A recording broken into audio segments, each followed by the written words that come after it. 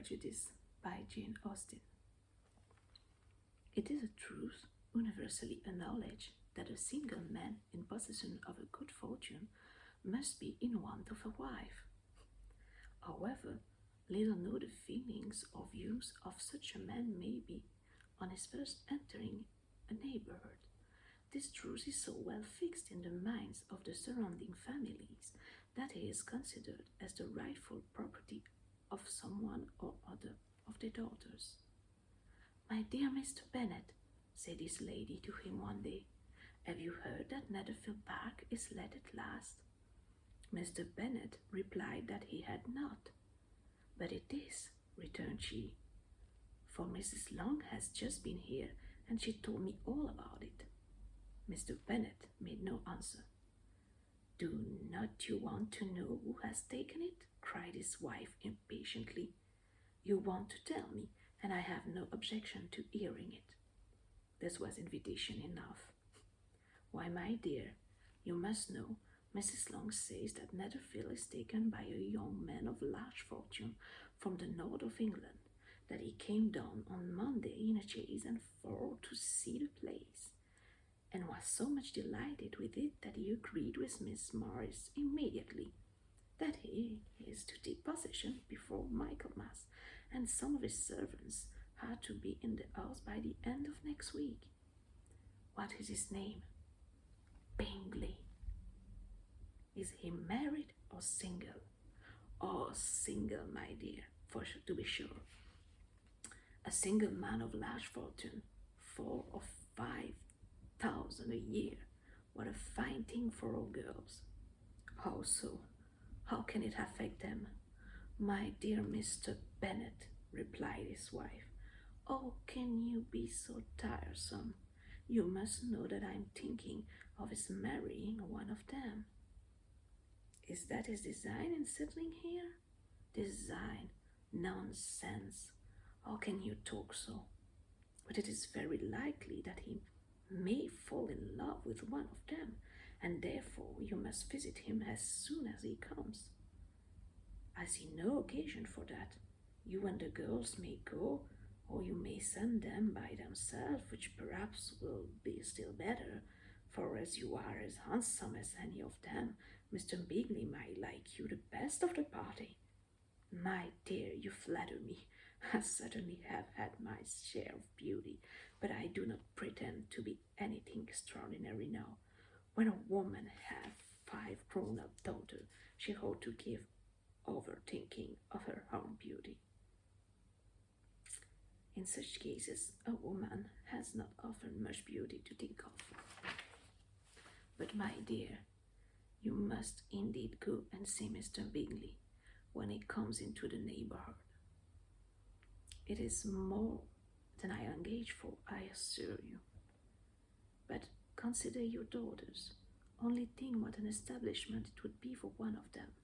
Sir William and Lady Lucas are determined to go, merely on that account, for in general, you know they visit no newcomers.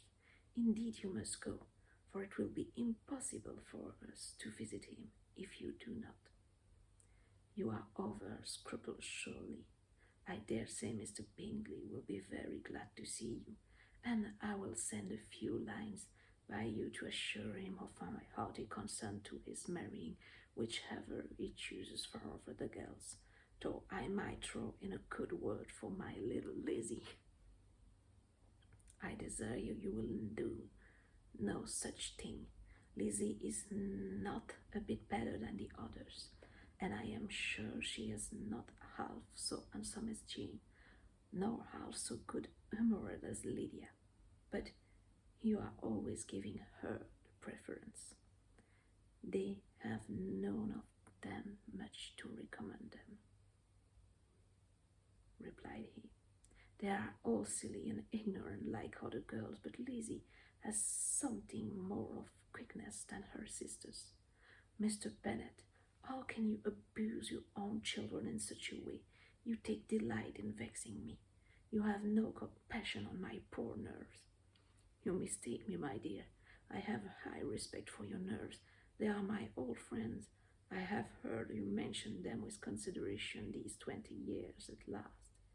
Ah, you do not know what I suffer, but I hope you will get over it and live to see many young men of 4,000 a year come into the neighborhood. It will be no use to us if 20 such should come, since you will not visit them. Depend upon it, my dear, that when there are 20, I will visit them all. Mr. Bennet was so hot a mixture of Greek parts, sarcastic humor, reserve, and caprice, that the experience of 23 years had been insufficient to make his wife understand his character. Her mind was less difficult to develop.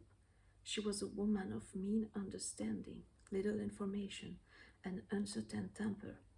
When she was disconnected, she fancied herself nervous. The business of her life was to get her daughters married.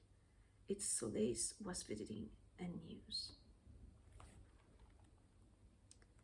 Mr. Bennet was among the earliest of those who waited on Mr. Bingley.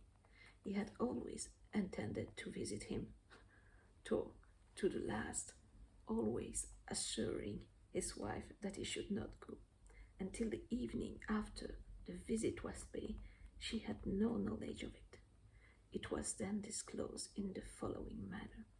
Observing his second daughter employed in trimming her hat, he suddenly addressed her with, "I hope Mr. Bingley will like it, Lizzie." "We are not in a way to know what Mr. Bingley likes," said her mother resentfully, "since we are not to visit." "But you forget, Mamma," said Elizabeth, "that we shall meet him at the assemblies, and that Mrs. Long has promised to introduce him." "I do not believe Mrs. Long will do any such thing. She has 2 nieces of her own. She is a selfish, hypocritical woman, and I have no opinion of her."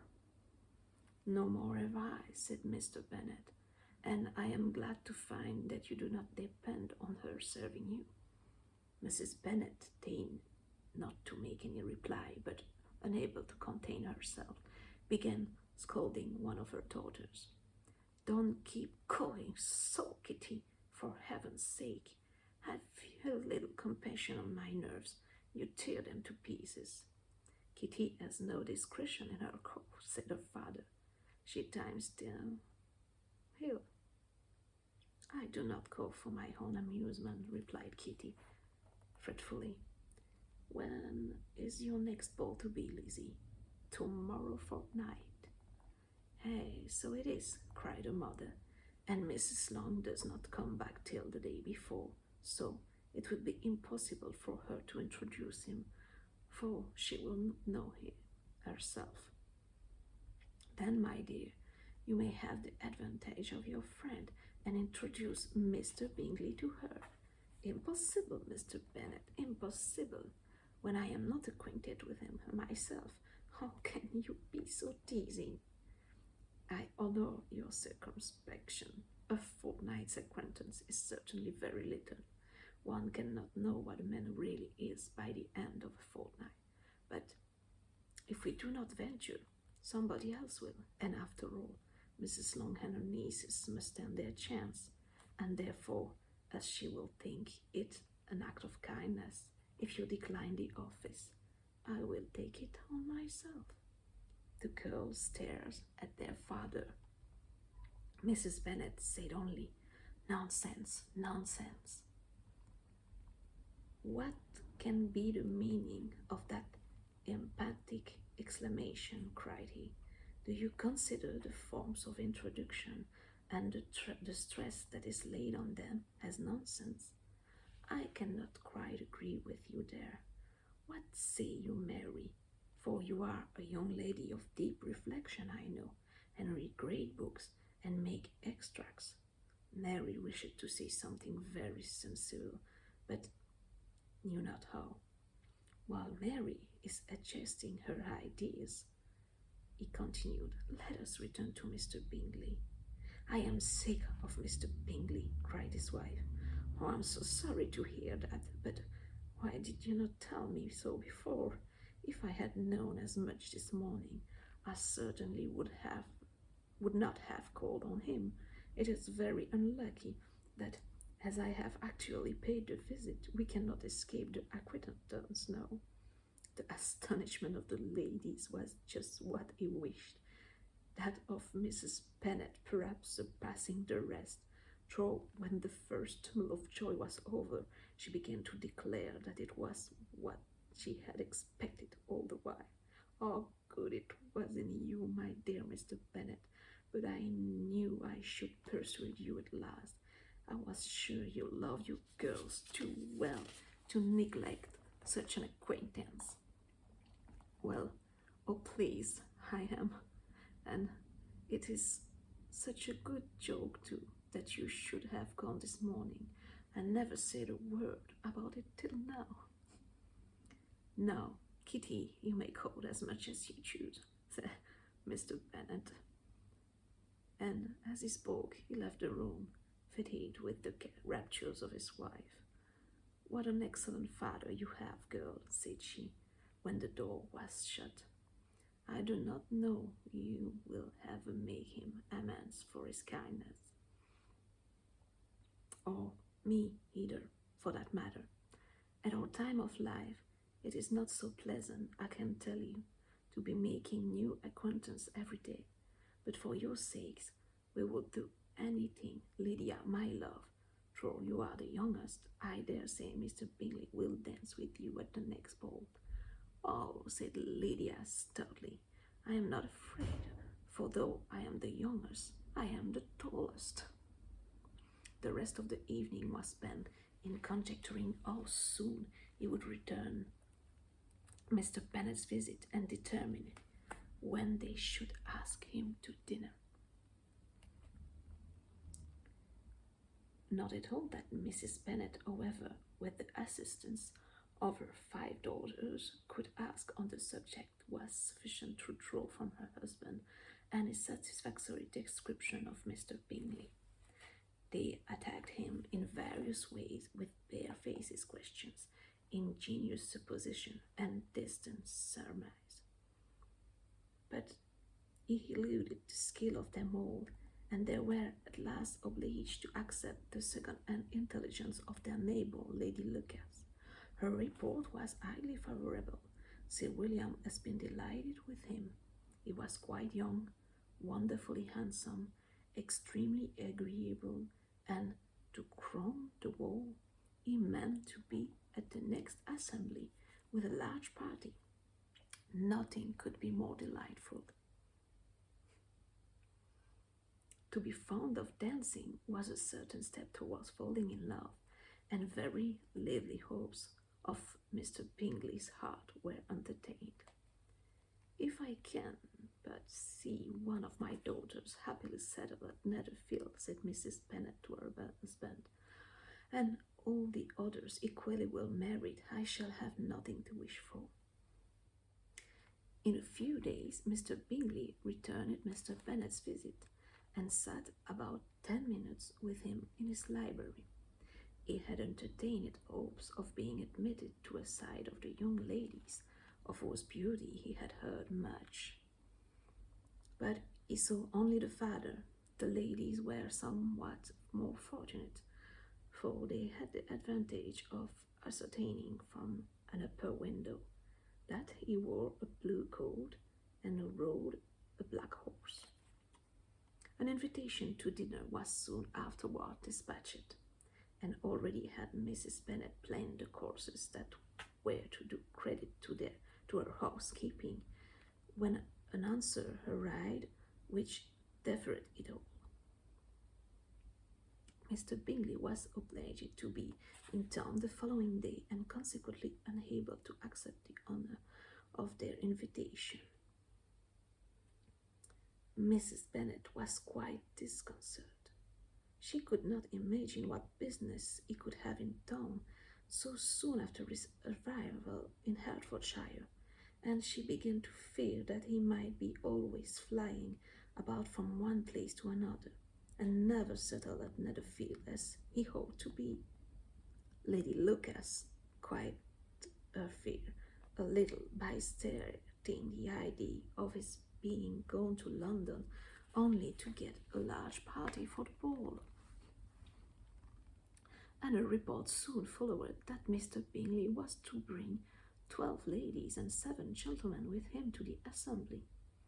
The girls grieved over such a number of ladies, but were comforted the day before the ball by hearing that instead of 12 he had brought only 6 with him from London, his 5 sisters and a cousin. And when the party entered the assembly room, it consisted of only 5 altogether: Mr. Bingley, his 2 sisters, the husband of the eldest, and another young man. Mr. Bingley was good-looking and gentlemanlike. He had a pleasant countenance and easy, unaffected manners. His sisters were fine women, with an air of decided fashion. His brother-in-law, Mr. Hurst, merely looked a gentleman, but his friend, Mr. Darcy, soon drew the attention of the room by his fine, tall person, handsome features, noble mien, and the report, which was in general circulation within 5 minutes after his entrance, of his having 10,000 a year. The gentlemen pronounced him to be a fine figure of a man. The ladies declared he was much handsomer than Mr. Bingley, and he was looked at with great admiration for about half the evening, till his manners gave a disgust which turned the tide of his popularity, for he was discovered to be proud, to be above his company, and above being pleased, and not all his large estate in Derbyshire could then save him from having a most forbidding, disagreeable countenance, and being unworthy to be compared with his friend. Mr. Bingley had soon made himself acquainted with all the principal people in the room. He was lively and unreserved, danced at every dance, was angry that the ball closed so early, and talked about giving one himself at Netherfield. Such amiable qualities must speak for themselves. What a contrast between him and his friend! Mr. Darcy danced only once with Mrs. Hurst, and once with Miss Bingley, declined being introduced to any other lady, and spent the rest of the evening in walking about the room, speaking occasionally to one of his own party. His character was decided. He was the proudest, most disagreeable man in the world, and everybody hoped that he would never come there again. Amongst the most violent against him was Mrs. Bennet, whose dislike of his general behavior was sharpened into particular resentment by his having slighted one of her daughters. Elizabeth Bennet had been obliged by the scarcity of gentlemen to sit down for 2 dances, and during part of that time Mr. Darcy had been standing near enough for her to overhear a conversation between him and Mr. Bingley, who came from the dance for a few minutes to press his friend to join it. "Come, Darcy," said he, "I must have you dance. I hate to see you standing about by yourself in this stupid manner. You had much better dance." "I certainly shall not. You know how I detest it, unless I am particularly acquainted with my partner. At such an assembly as this, it would be insupportable. Your sisters are engaged, and there is not another woman in the room whom it would not be a punishment to me to stand up with." "I would not be so fastidious as you are," cried Bingley, "for a kingdom. Upon my honor, I never met with so many pleasant girls in my life as I have this evening, and there are several of them you see uncommonly pretty." "You are dancing with the only handsome girl in the room," said Mr. Darcy, looking at the eldest Miss Bennet. "Oh, She is the most beautiful creature I ever beheld, but there is one of her sisters sitting down just behind you, who is very pretty, and I dare say very agreeable. Do let me ask my partner to introduce you. Which do you mean? And turning round, he looked for a moment at Elizabeth, till catching her eye, he withdrew his own and coldly said, "She is tolerable, but not handsome enough to tempt me, and I am in no humour at present to give consequence to young ladies who are slighted by other men. You had better return to your partner and enjoy your smiles, for you are wasting your time with me." Mr. Bingley followed his advice. Mr. Darcy walked off, and Elizabeth remained with no very cordial feelings towards him. She told the story, however, with great spirit among her friends, for she had a lively, playful disposition, which delighted in anything ridiculous. The evening altogether passed off pleasantly to the whole family. Mrs. Bennet had seen her eldest daughter much admired by the Netherfield party. Mr. Bingley had danced with her twice, and she had been distinguished by his sister.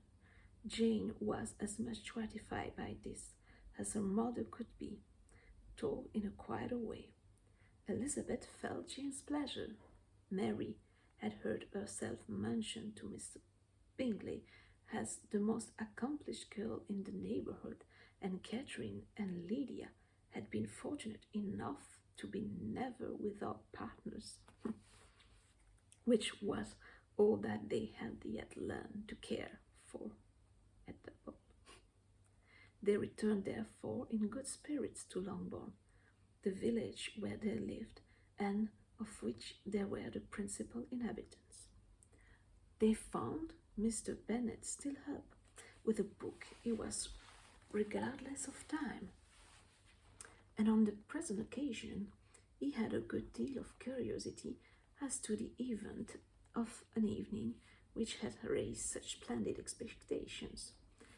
He had rather hoped that all his wife's view on the stranger would be disappointed, but he soon found that he had a very different story to hear.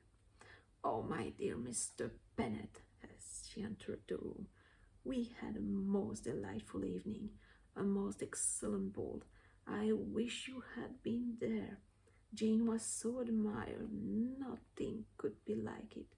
Everybody said how well she looked, and Mr. Bingley thought her quite beautiful and danced with her twice. Only think of that, my dear. He actually danced with her twice, and she was the only creature in the room that he asked a second time. First of all, he asked Mr. Luca.